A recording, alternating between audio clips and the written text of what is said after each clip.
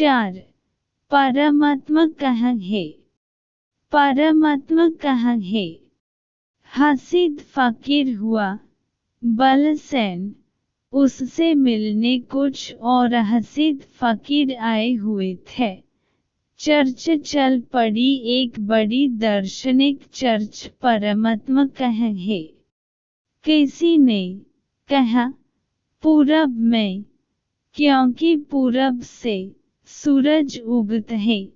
और किसी ने कहा कि जेरूसलम में, क्योंकि यहूदी ही परमात्मा के चुने हुए लोग हैं और परमात्मा ने ही मूसा के द्वारा यहूदियों को जेरूसलम तक पहुंचाया।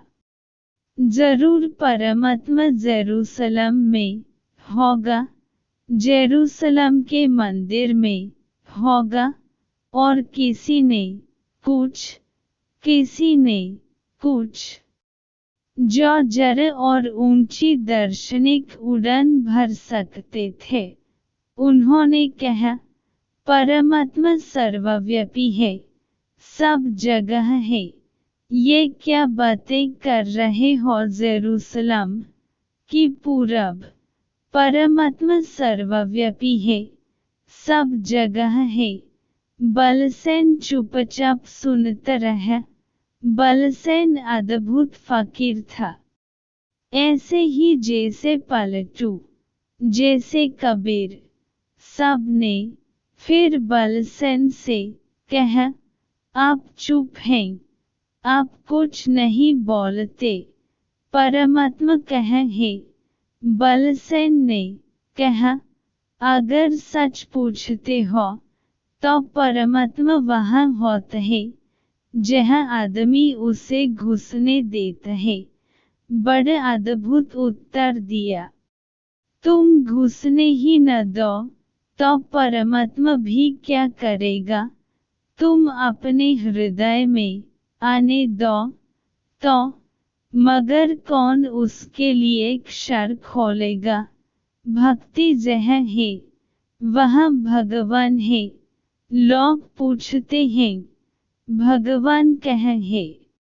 लोग भगवान को देखने भी आ जाते हैं, मेरे पास आ जाते हैं कि भगवान देख दें। जैसे अंधा प्रकाश देखना चाहे, जैसे बहरा संगीत सुनना चाहे, जैसे गूंग गीत गाना चाहे, बिना इसकी फिक्र किए कि मैं अंधा हूँ कि बहरा हूँ कि गूंग हूँ। लंगड़ा ओलंपिक में भाग लेने जाना चाहता है, बिना इसकी फिक्र किए कि मैं लंगड़ हूँ, उठ सकता नहीं, चल सकता नहीं। ओलंपिक में भाग लेना है। पूछते हैं लोग ईश्वर कहाँ है? मैं उनसे कहता हूँ यह सवाल ही मत उठाओ, पहले यह बताओ भक्ति है। वे कहते हैं भक्ति कैसे हो? पहले भगवान का पता होना चाहिए तो हम भक्ति करेंगे। इस भेद को ख्याल में रखना। परमात्मा का पता जो पहले मांगता है फिर कहता है भक्ति करेगा, वह कभी भक्ति नहीं करेगा, क्योंकि परमात्मा का पता भक्ति के बिना चलता ही नहीं।